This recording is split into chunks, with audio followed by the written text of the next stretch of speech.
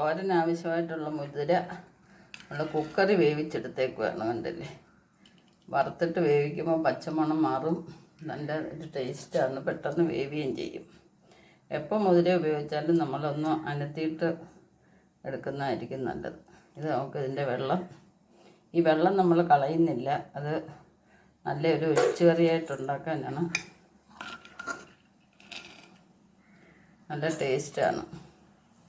പിന്നെ ഇതിലോട്ട് വെള്ളം വലനായിട്ട് ഒഴിക്കും.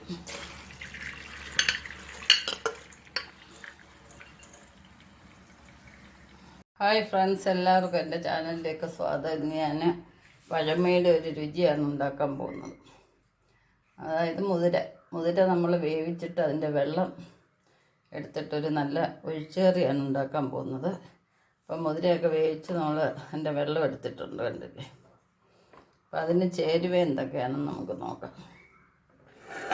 നമ്മൾ തേങ്ങ എടുത്തിട്ടുണ്ട്, പിന്നെ പുളിയാണ് വേണ്ടുന്നത്. നമുക്ക് പുളിക്ക് പകരം മാങ്ങ ഇടാം, തക്കാളി ഇടാം, പുളിയുള്ള എന്ത് വേണമെങ്കിലും നമുക്ക് ഇടാം.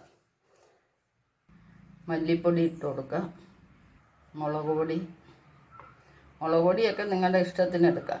കുരുമുളക് പൊടി, ഇതാണ് ഇതിന് സ്വാദ് കൂട്ടുന്നത്. അത് ഞാനൊരു സ്പൂൺ. ഇനി വറുത്ത് പൊടിച്ച ഉലുവാപ്പൊടിയാണ്. ഈ ചെറിയ ഉള്ളി 3-4 എടുക്കാം. പിന്നെ വേണ്ടുന്നത് കായമാണ്. നമുക്കിനി ഇതൊന്ന് നന്നായിട്ട് പേസ്റ്റ് പോലെ അരച്ചെടുക്കാം.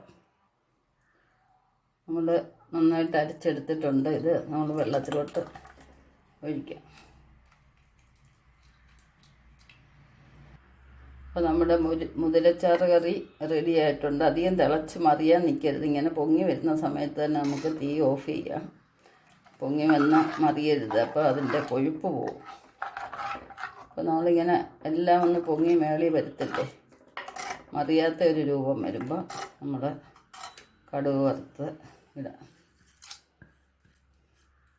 അപ്പോൾ ഫ്രണ്ട്സ്, എല്ലാവർക്കും ഈ വീഡിയോ ഇഷ്ടപ്പെട്ടെന്ന് വിചാരിക്കുന്നു.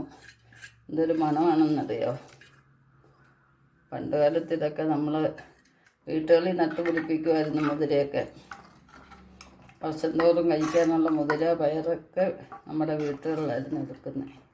അപ്പോൾ എല്ലാം കടയിൽ നിന്ന് നമ്മൾ വാങ്ങിക്കുവാണ്. നല്ലൊരു ടേസ്റ്റാണ് ഈ കറിക്ക്. അപ്പോൾ അത് എല്ലാവർക്കും ഇഷ്ടപ്പെട്ടെന്ന് വിചാരിക്കുന്നു. നെക്സ്റ്റ് ഒരു വെറൈറ്റി ആയിട്ട് അടുത്ത വീഡിയോയിൽ കാണാം. ശുഭദിനം ആശംസിച്ചുകൊണ്ട് ബൈ.